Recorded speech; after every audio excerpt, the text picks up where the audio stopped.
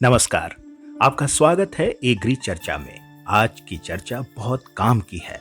हम बात करेंगे धान की स्वस्थ नर्सरी उगाने की पूरी प्रक्रिया के बारे में। मतलब कौन सा काम कब करना है, कितना करना है और किस तरीके से करना है। चलिए शुरू करते हैं नर्सरी लगाने से 1 से 1.5 महीने पहले की तैयारी से। बीज बुआई से 30 से 45 दिन पहले खेत की 2 से 3 बार जुताई करें। जमीन को समतल कर लें ताकि बाद में पानी पूरे खेत में एक समान जमा हो। अगर आप हरी खाद जैसे ढैंचा या सनई बो सकते हैं तो और भी अच्छा है। इससे मिट्टी की ताकत बढ़ेगी। बुआई से 20 से 25 दिन पहले गोबर की पूरी सड़ी खाद यानी FYM डालिए। मात्रा रखिएगा 2 से 3 टन प्रति एकड़ नर्सरी के लिए। अगर आप घन जीवामृत इस्तेमाल करते हैं तो इस समय आप 100 से 150 किलो प्रति एकड़ घन जीवामृत खेत की मिट्टी में मिला सकते हैं। घन जीवामृत बनाने के लिए 100 किलो देसी गाय का गोबर, 10 लीटर देसी गाय का मूत्र, 2 किलो गुड़, 2 किलो बेसन या किसी भी दाल का आटा और 1 मुट्ठी जंगल या बरगद के पेड़ के नीचे की मिट्टी को लेकर के आपस में सबको अच्छे से मिलाकर जैसे आटा गूंथते हैं वैसे गूंथ लीजिएगा। फिर उसके लड्डू बना करके सुखा लीजिएगा। सुखाने के बाद ये तैयार हो जाता है। आप इसे खेत की तैयारी के समय तोड़ करके बिखेर सकते हैं। बुआई के 7 से 10 दिन पहले इस समय डालिए वर्मी कंपोस्ट या जैविक खाद। मात्रा रखिएगा 200 से 400 किलो प्रति एकड़ नर्सरी के लिए। आप इसके साथ एजोस्पाइरलम या PSB कल्चर जो आता है उसकी 2 से 3 किलो मात्रा प्रति एकड़ को वर्मी कंपोस्ट या जैविक खाद में मिला करके खेत की मिट्टी में मिला सकते हैं। अगर आप रासायनिक खेती करते हैं तो इस समय प्रति एकड़ नर्सरी के लिए आप खाद डाल सकते हैं।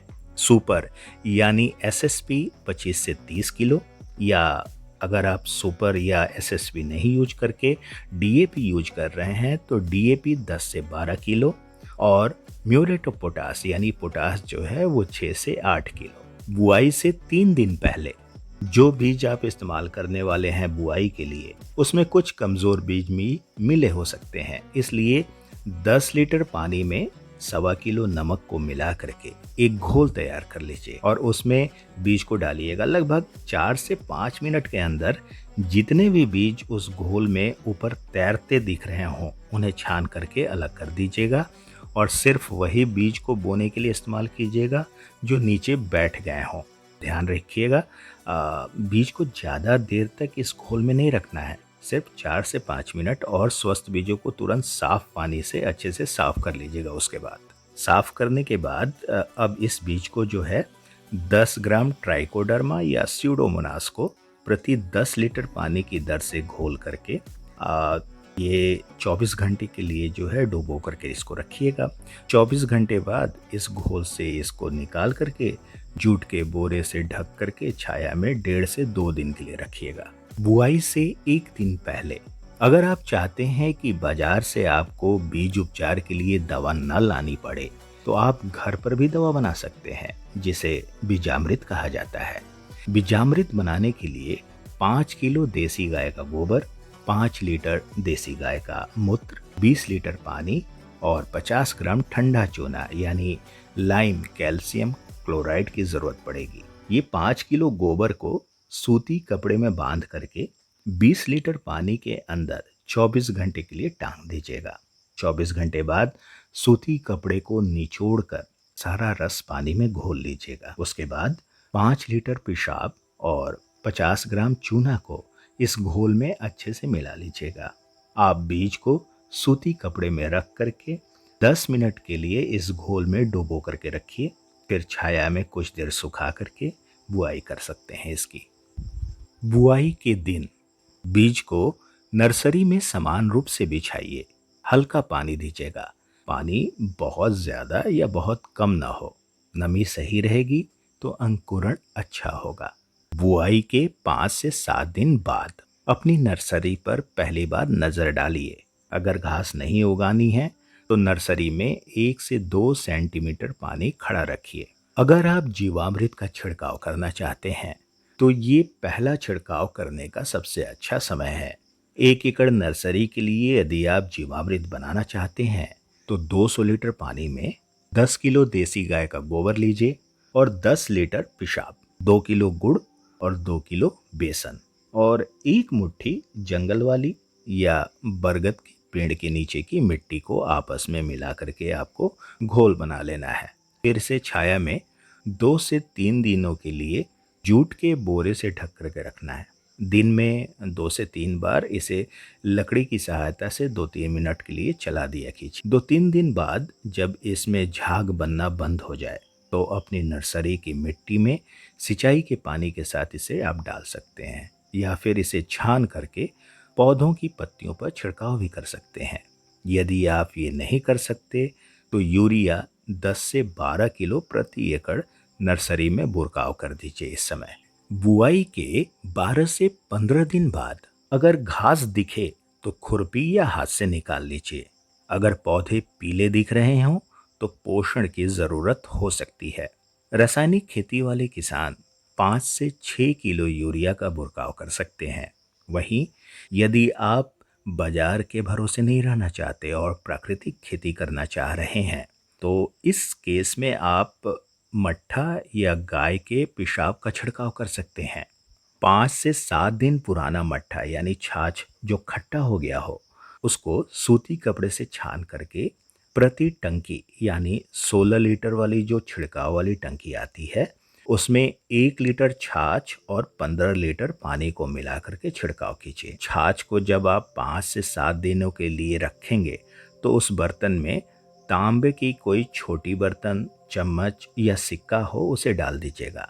ये छिड़काव कीटनाशक, फफूंदीनाशक और पोषण से भरपूर होता है।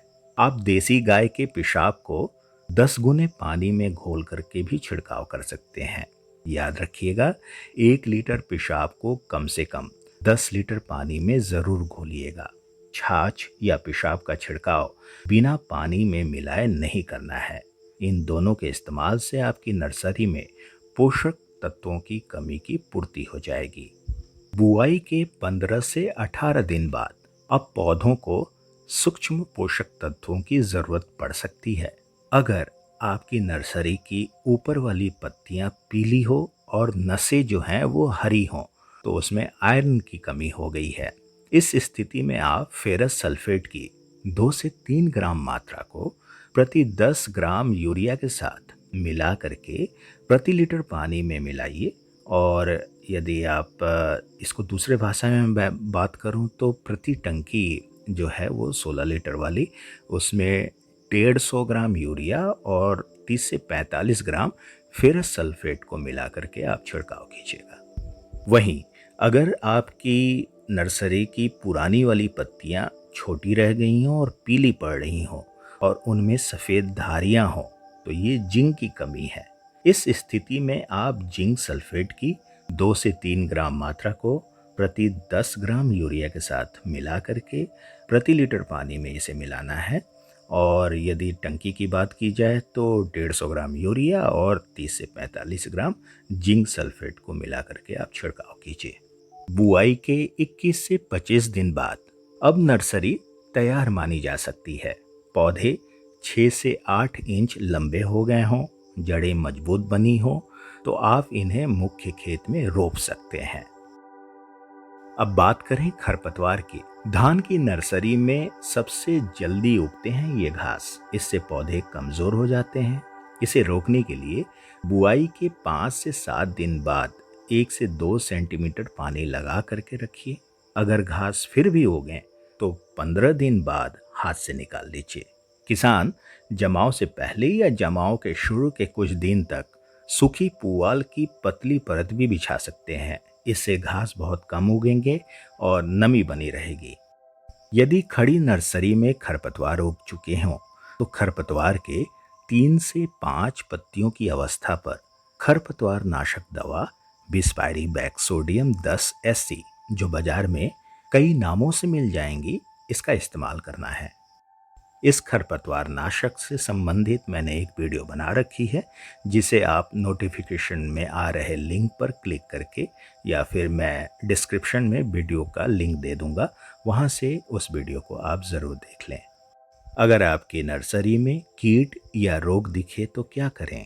यदि थ्रिप्स या जड़ की मक्खी दिखे तो इमीडा क्लोरप्रेट 17.8% जो दवा है उसकी 5 मिलीलीटर प्रति 15 लीटर पानी में घोल करके आपको छिड़काव करना है। यदि पत्तियां खाने वाले कीड़े दिख रहे हों तो लेम्डा साई हेलोथ्रीन 5%, ये जो दवा आती है इसकी 10 मिलीलीटर मात्रा प्रति 15 लीटर पानी में घोल करके आपको छिड़काव करना है।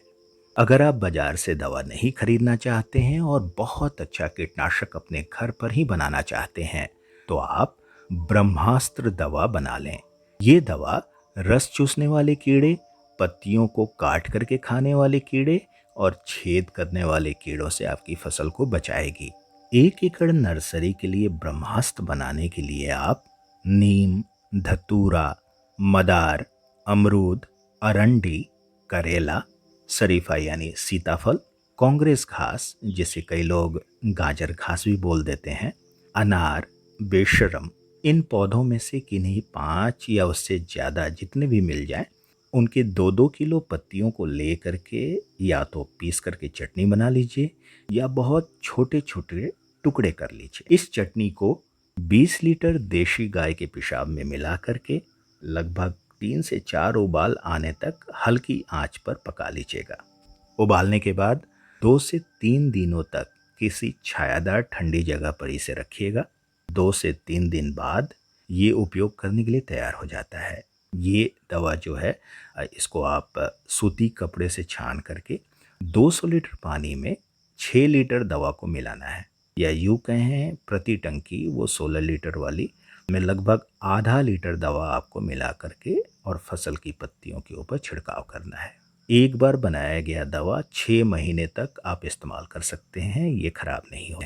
अगर आपने ये सब समय पर कर लिया तो आपकी नर्सरी एकदम तगड़ी बनेगी और अच्छी नर्सरी से ही अच्छी फसल की शुरुआत होती है। वीडियो पसंद आया हो तो लाइक और शेयर जरूर करें और जुड़े रहिए आपके अपने चैनल एग्री चर्चा के साथ। मिलते हैं अगली वीडियो में, तब तक के लिए दीजिए हमें विदा। नमस्कार।